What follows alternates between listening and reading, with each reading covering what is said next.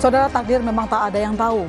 Sudah berhati-hati di jalan, tapi nyatanya akibat ulah pengendara lain yang tak taat aturan bisa menjadi celaka buat kita. Ya, akhir-akhir ini kita dikejutkan rentetan kecelakaan truk yang terus berulang di tanah air. Kecelakaan ini bahkan harus memakan korban jiwa pengendara yang tak bersalah. Dari sederet kecelakaan, mirisnya ditemukan faktor manusia dan juga kondisi kendaraan itu sendiri sangat menentukan keselamatan di jalan. Saudara, inilah tragedi truk maut yang baru saja terjadi di Slipi, Palmerah, Jakarta Barat pada Selasa 26 November.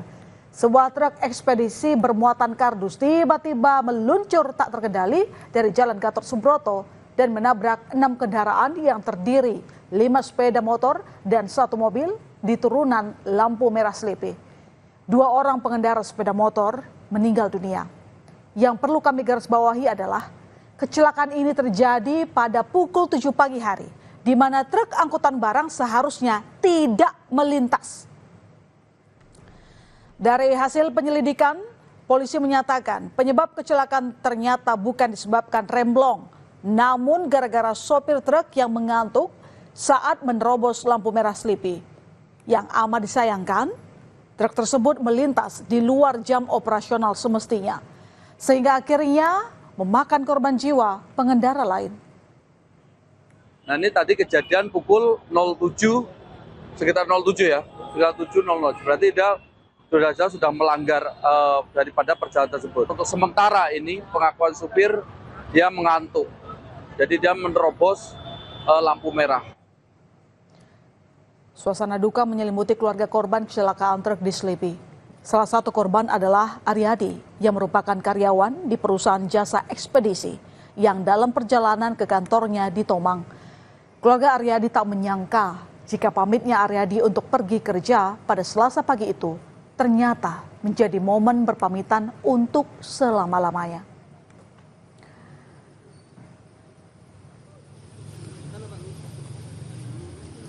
Saudara, masih seputar insiden truk lalai pembawa petaka.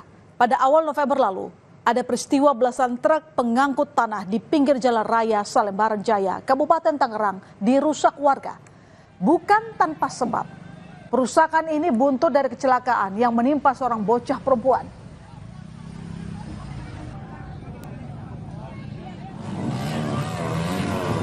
Tak cukup di situ saja, kericuhan tak terhindarkan saat warga yang emosi membakar dan merusak truk pengangkut tanah serta mobil polisi. Masa mengeluhkan truk pengangkut tanah yang kerap lalu lalang di luar jam operasional yang diperbolehkan, sehingga memicu terjadi kecelakaan. Ini benar tidak terkendali di wilayah Kecamatan Kosambi, Teluk Naga.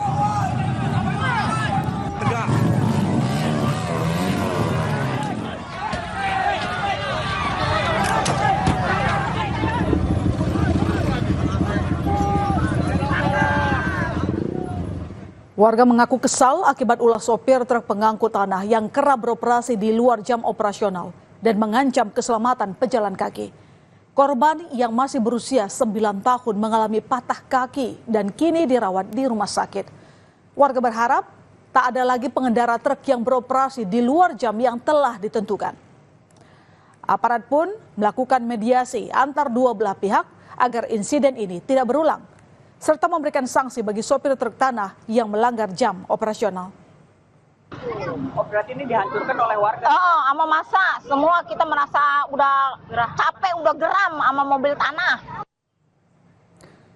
Bersama dengan Pak Wakapolda, Pak PJ Bupati, dan Pak Kadishub maupun dengan tokoh-tokoh masyarakat di sini, semoga ini bisa ada solusi ke depannya supaya ini tidak terulang kembali, dan kita juga, masyarakat juga ikut bersama-sama kita untuk bisa mengawasi ya terkait jam operasionalnya. Masih soal kecelakaan maut akibat truk. Kecelakaan maut terjadi di ruas tol Cipularang kilometer 92 menuju Jakarta. Peristiwa itu terjadi pada 11 November lalu. Saat kejadian, di lokasi tengah turun hujan dan kondisi jalan yang cukup padat. 16 kendaraan terlibat kecelakaan beruntun. Akibatnya, 1 orang tewas dan 27 orang mengalami luka-luka. Inilah detik-detik saat truk menabrak sejumlah kendaraan di depannya di kilometer 92.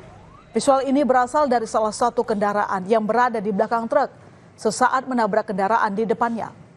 Truk tampak tak terkendali dan menabrak kendaraan. Akibatnya, sejumlah kendaraan rusak parah dan menutup jalan tol.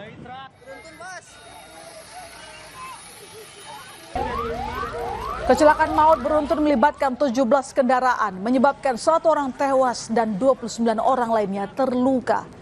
Salah satu korban selamat saat kejadian kondisi jalan tengah diguyur hujan. Tiba-tiba dari arah belakang truk, dari arah belakang truk tronton dengan kecepatan tinggi menabrak mobilnya dan kendaraan lainnya. Sopir truk tronton yang diduga menjadi penyebab kecelakaan beruntun di tol Cipularang buka suara. Rof sang sopir mengaku sudah berupaya mengerem saat kemacetan terlihat. Meski demikian, dari hasil olah TKP, polisi menemukan fakta lain. Menurut polisi, selain remblong, Rof dinilai lalai tak mematuhi rambu lalu lintas jalan tol. Polisi menetapkan Rof, sopir truk penyebab kecelakaan beruntun di kilometer 92 tol Cipularang sebagai tersangka. Tapi lupa ngerem enggak, Pak? Lupa ngerem atau gimana enggak, Pak? Enggak mungkin enggak ngerem. Tapi istirahat cukup ya, Pak ya? Seperti istirahat itu ya? Disimpulkan bahwa peristiwa kecelakaan tersebut disebabkan karena kegagalan fungsi rem pada kendaraan truk trailer.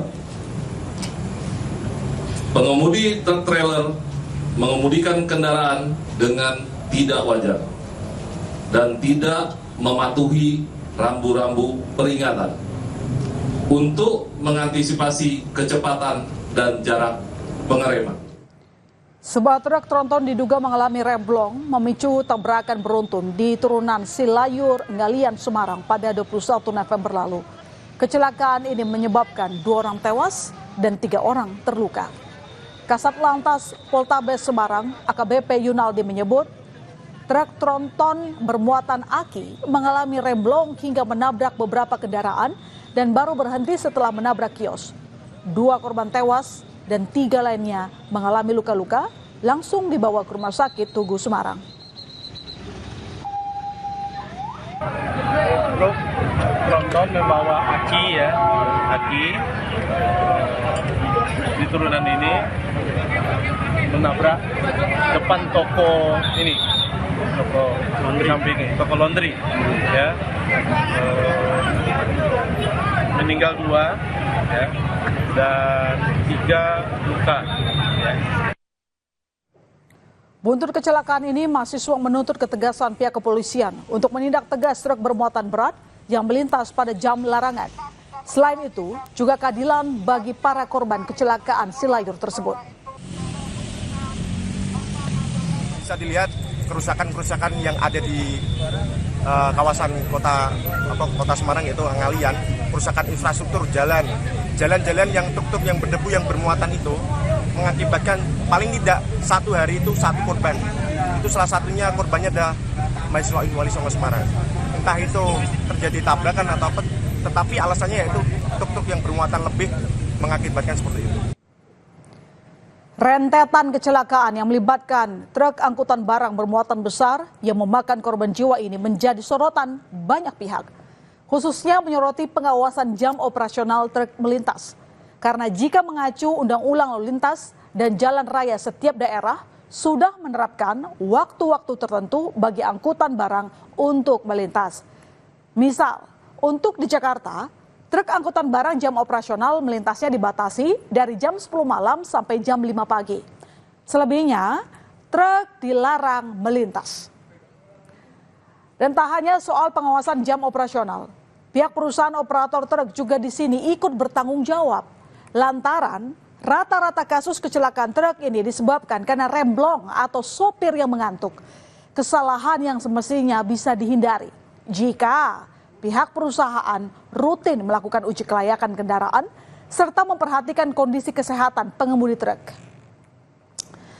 Kecelakaan yang disebabkan truk ini tak bisa seluruhnya dilimpahkan pada sopir truk.